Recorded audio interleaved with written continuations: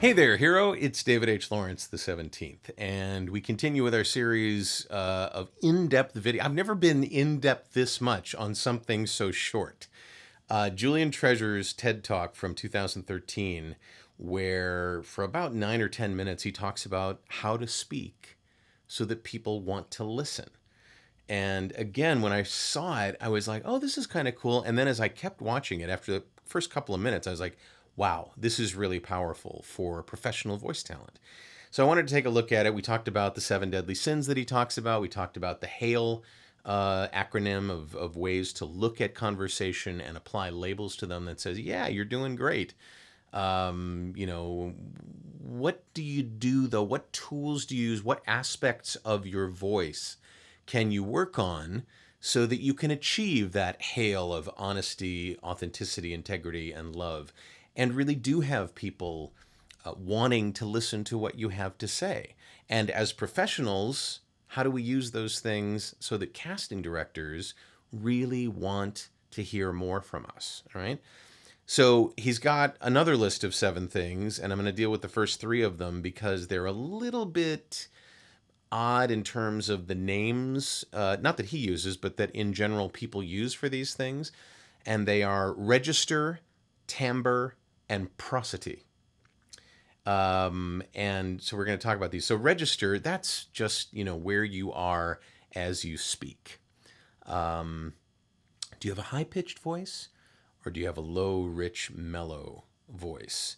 And that ties in with the second one, which is timbre, which is sort of the smoothness, the quality of what you do. Do you screech or do you flow, right? The register, you kind of, in our business, it's this odd sort of, I really need to sound like an announcer. I need to have a deep, full, rich voice. I need to have a powerful voice, but it needs to be low in register. And that's absolutely not true. I mean, for women, for men, I learned this from David Corey at Howard Fine when I took his Singing for Actors class. It's amazing how high-pitched male voices are sexier to women than even low-pitched speaking voices. Now, we're not talking about singing, we're talking about speaking.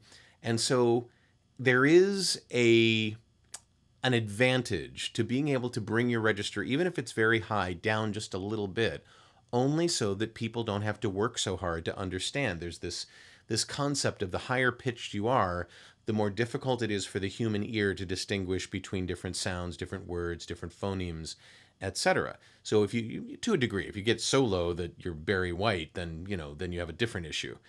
But the idea of your register being just a little bit lower, and all of these things work together, as you'll find out. So allowing yourself to have a lower pitch. When we get naturally excited, when we get nervous, when we get like just before an audition, your voice can actually raise in pitch because you have that emotional thing going. So just take a moment, breathe, and you'll find that you can relax into a lower register voice.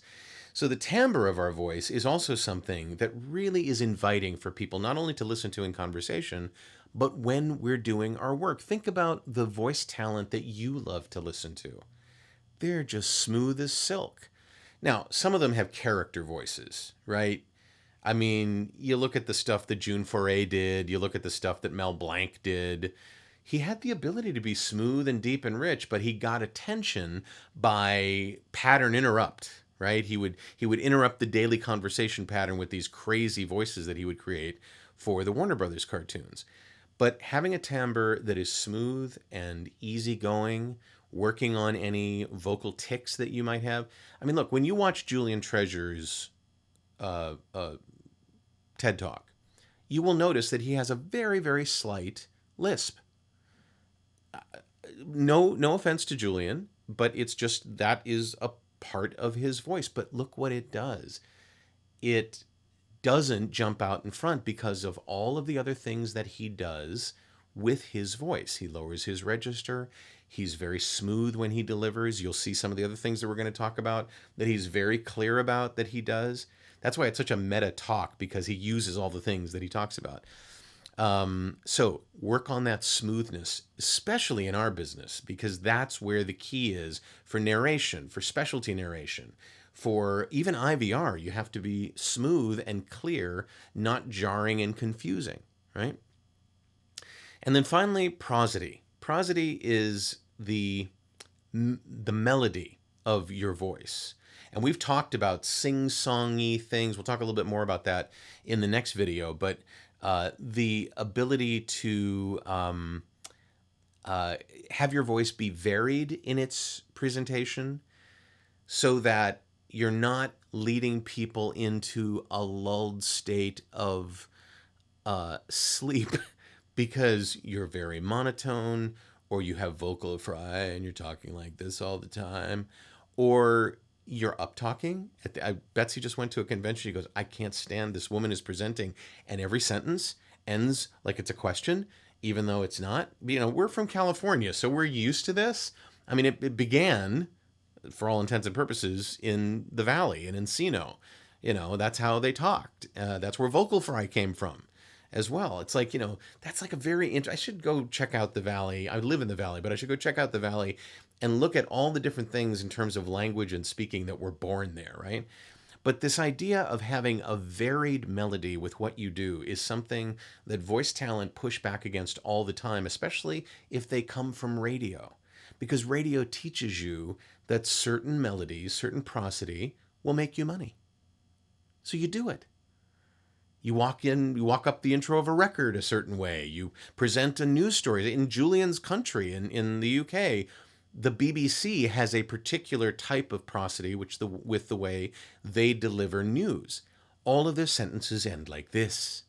And then they move on to the next sentence, which also ends like this. And so they have that sort of prosody. You have to work against that when it comes to doing auditions for any category of artwork in voiceover, and, as Julian points out, in conversation with normal everyday people. Because if you can vary that melody that you use and not be monotone and not be up talking and not be vocal frying all over the place, you can make a huge difference in how much attention people pay to you and how much they want to listen to what you have to say. So that's the first three. We've got four more, and then we'll wrap things up and move on to something else. But it's Julian Treasure's TED Talk, How to Speak So People Want to Listen. We give you a link below the show notes on the VO Heroes page where this video is. What are your thoughts on this? Do any of these things a challenge to you? Do you have problems with how you perceive your voice, how you perceive its register or its timbre or its melody, its prosody? Do you find that you got into sort of a way of speaking that you can't break? I'm just wondering. Let me know in the comments below. I'd love to know what you have to say. Also, if you'd like to be on my list, I invite you to join. There's a little box at the bottom of the page that says get on the list. If you're not on it already, I'd love to have you so we can tell you when these things come out and when I do other useful things for your performance and voiceover career. I'm David H. Lawrence, the 17th. I thank you so much for watching, and I will talk to you tomorrow.